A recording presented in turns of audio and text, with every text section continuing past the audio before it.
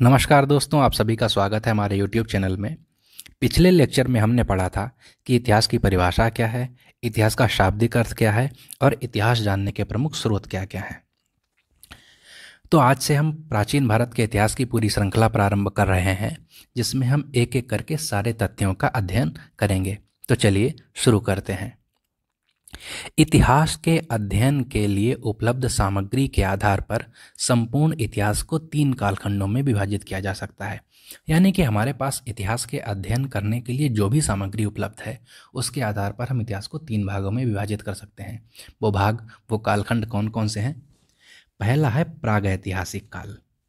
यह इतिहास का ऐसा कालखंड है जिसके बारे में कोई भी लिखित विवरण उपलब्ध नहीं है। इस काल के बारे में हमें जो भी जानकारी अभी तक प्राप्त हुई है, वह पत्थर के उपकरणों, मिट्टी के बर्तनों, खिलौनों आदि से प्राप्त हुई। यानी कि यह एक ऐसा कालखंड है जिसके बारे में हमें कोई भी लिखित सामग्री प्राप्त नहीं हुई है। हमने जो भी जानकारी इस कालखंड के बारे में प्राप्त की है, वो अवशेष जो भी हमें मिले हैं उनसे प्राप्त की है। ये अवशेष क्या क्या थे? पत्थर के उपकरण थे, मिट्टी के बर्तन थे, खिलौने आदि। इन सबको हमने देख करके इस कालखंड के बारे में जानकारी प्राप्त की है। अब समझते हैं कि अगला कालखंड कौन सा है।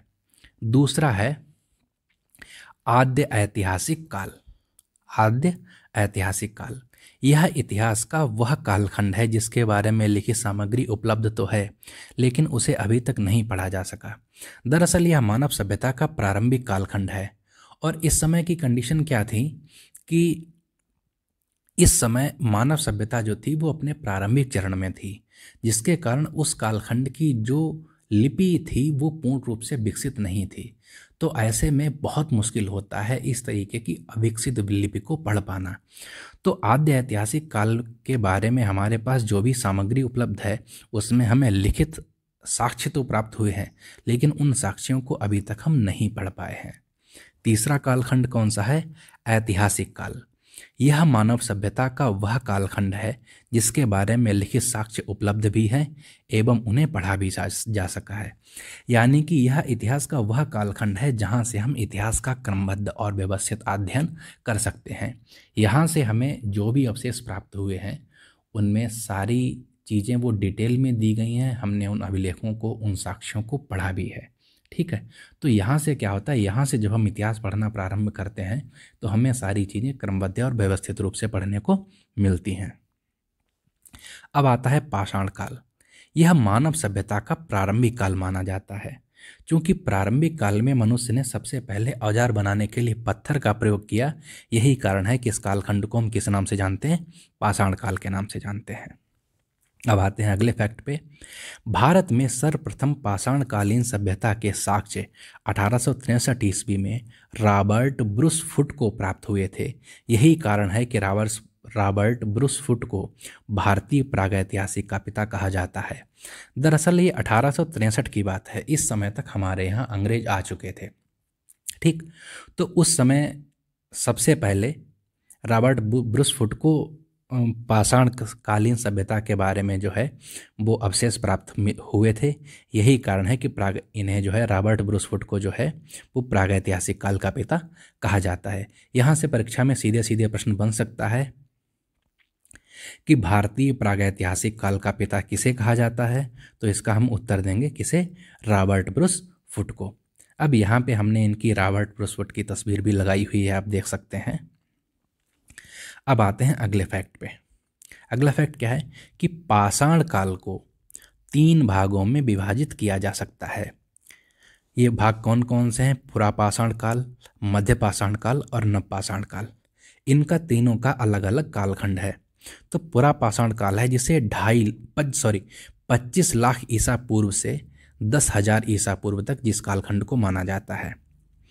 मध्य पाषाण काल के कालखंड को 10,000 ईसा पूर्व से 4,000 ईसा पूर्व तक माना जाता है और नव पाषाण काल को 4,000 ईसा पूर्व से 1,000 ईसा पूर्व तक माना जाता है। अगर इन तीनों कालखंडों को आप अलग अलग किताबों में पढ़ेंगे तो आप पाएंगे कि ये जो काल विभाजन है उसमें थोड़ा बहुत आपको अंतर मिलेगा। कहीं 25 लाख से 8,000 होगा, कहीं 8,000 से लेके 2,000 तक होगा, यहाँ पे 2,000 से लेके 1,000 तक, या इस तरीके से आपको अलग अलग मिलेगा। लेकिन हमने जो तारीखें ली हैं, जो कालखंड लिया है ये संभवतः ऐसा कालखंड है जो सबसे कॉमनली आपको किताबों में मिलेगा। हालांकि ये परीक्षा की दृष्टि से उतना इम्पोर्टेंट नहीं है, लेकिन हाँ अपनी जानकारी के लिए ये एक ज़रूरी फैक्ट है। अब बढ़ते हैं आगे की तरफ।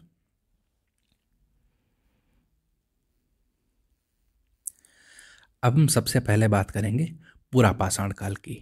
तो इसका कालखंड क्या है? 25 लाख ईसा पूर्व से 10,000 ईसा पूर्व तक। यह काल आखेटक एवं खाद्य संग्राहक के रूप में जाना जाता है। इस मनुष्य का पूर्ण जीवन शिकार पर निर्भर था। तो यह कैसा कालखंड था कि जिस समय मनुष्य जो है वो पूर्ण रूप से शिकार पर निर्भर था, और ये आखेटक एवं खाद्य संग्राहक यानी कि शिकारी के रूप में था, और ये भोजन की खोज में लगा रहता था।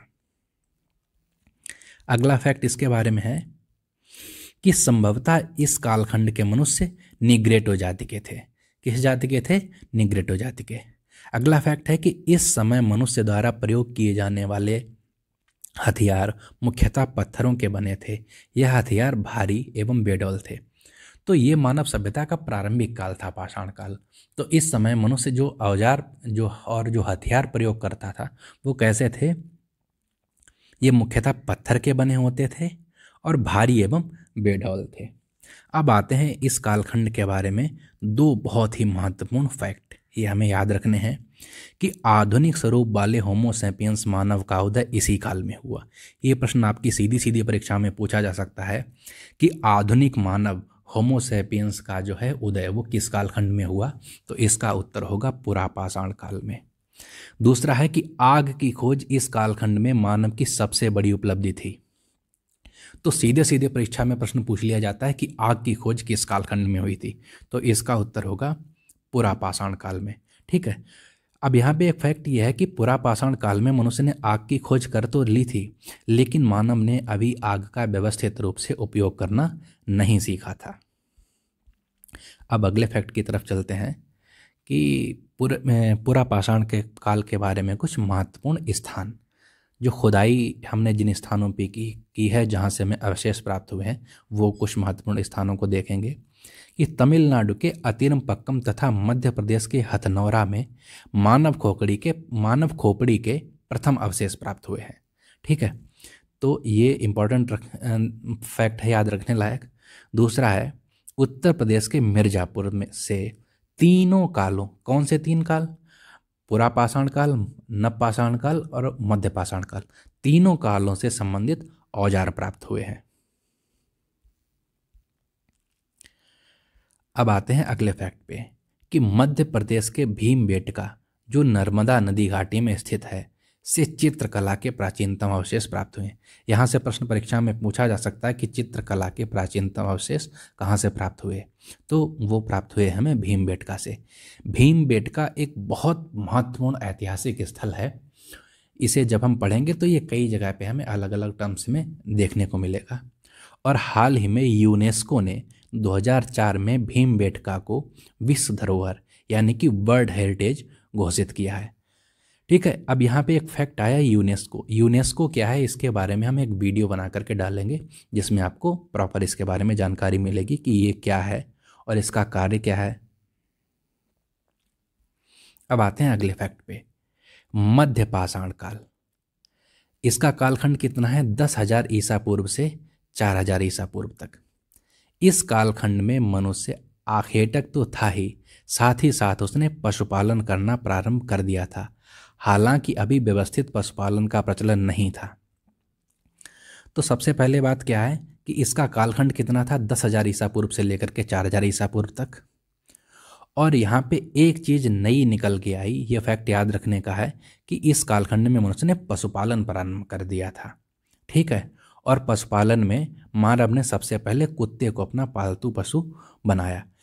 तो यहाँ से परीक्षा में एक सीधा सीधा प्रश्न पूछ लिया जाता है कि मनुष्य ने पशुपालन जो है वो किस कालखंड में प्रारंभ किया? तो इसका उत्तर होगा मध्यपाषाण काल में। कि इस काल में प्रयुक्त होने वाले उपकरण आकार में छोटे एवं पहले के मुकाबले सुडौल थे। इन्हें माइक्रोलिथ कहा जाता था। अब चूंकि वक्त के साथ सभ्यता का विकास होता जा रहा था, तो हमने क्या पढ़ा था कि जो पुरापाषाण काल था उस कालखंड में जो मनुष्य जिन उपकरणों का प्रयोग कर रहा था वो उपकरण भारी और बेडौल थे, वहीं इस कालखंड में प्रयुक्त होने वाले कैसे थे उपकरण? आकार में छोटे एवं पहले के मुकाबले सुडौल थे और इनके लिए माइक्रोलिथ शब्द का प्रयोग किया जाता था। अब आते हैं इस कालखंड मध्य पाषाण से संबंधित महत्वपूर्ण स्थान।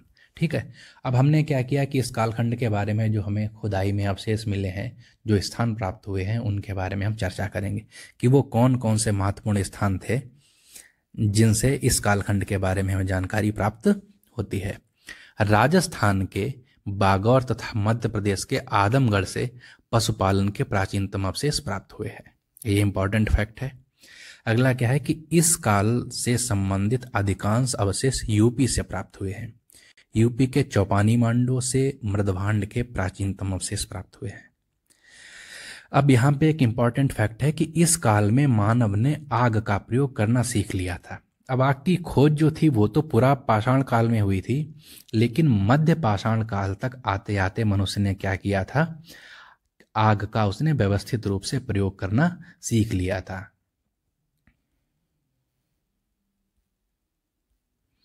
अब तीसरा कालखंड आता है नवपाषाण काल। इसका कालखंड है 4000 ईसा पूर्व से 1000 ईसा पूर्व तक। ये काल मानव सभ्यता का सबसे महत्वपूर्ण काल है। सबसे महत्वपूर्ण क्यों है कि इस काल में मानव ने कृषि करना प्रारंभ किया था तथा कृषि की देखभाल के लिए स्थायी निवास की नींव इसी कालखंड में रखी गई। इससे पहले क्या था कि मानव जो रहता था वो घुमंतु की तरह उसने जीवन व्यतीत किया, वो इधर उधर भटकता रहता था। लेकिन यहाँ पर क्या हुआ, नवपाषाण धीरे धीरे क्या होता है कि सभ्यता का विकास होता है। तो क्या हुआ कि नवपाषाण काल तक आते आते मनुष्य ने क्या किया, कृषि करना प्रारंभ कर दिया। अब जब आप कृषि कर रहे हैं तो कृषि की देखभाल भी आपको करनी पड़ेगी, और देखभाल करनी पड़ेगी इसके लिए आपको किसकी जरूरत होगी, स्थायी निवास की। यानी कि आप जहां पर कृषि कर रहे हैं वहां एक स्थान पर ही आपको रहना पड़ेगा। तो ये बहुत इंपॉर्टेंट है। यहाँ से सीधा सीधा प्रश्न पूछा जाता है कि किस कालखंड में मनुष्य ने कृषि करना प्रारंभ किया, तो नवपाषाण काल में। और स्थायी निवास का प्रारंभ किस कालखंड से हुआ, तो नवपाषाण काल से। ये दोनों बहुत इंपॉर्टेंट फैक्ट है। इस काल तक आते आते मानव ने पशुपालन को व्यवस्थित रूप से करना सीख लिया था। तो व्यवस्थित रूप से मानव ने पशुपालन जो है वो नवपाषाण काल में करना सीखा, लेकिन पशुपालन की शुरुआत जो थी वो मध्य पाषाण काल में प्रारंभ हो चुकी थी। अब यहाँ पे एक बहुत ही इंपॉर्टेंट फैक्ट है, वो यह है कि ये काल मानव इतिहास के विकास की दृष्टि से सबसे अधिक महत्वपूर्ण है, क्योंकि मानव सभ्यता को गति देने वाले पहिए का आविष्कार इसी युग में हुआ था। बहुत इंपॉर्टेंट प्रश्न है, यहाँ से सीधे सीधे प्रश्न पूछ लिया जाता है कि पहिए का आविष्कार किस युग में किया गया। तो इसका सटीक आंसर होगा नवपाषाण काल में। आगे चलते हैं। नवपाषाण काल से संबंधित महत्वपूर्ण स्थल। तो नंबर 1, कश्मीर के बुर्ज होम से गर्तवास के प्रमाण मिले हैं, जहां मालिक के साथ कुत्ते को भी दफनाया गया है। अगला फैक्ट है कि कश्मीर के ही गुफा कराल से नवपाषाण कालीन अवशेष प्राप्त हुए हैं। तो आज का हमारा लेक्चर यहीं पे समाप्त होता है। मिलते हैं अगले वीडियो में नए फैक्ट्स के साथ। तब तक के लिए धन्यवाद।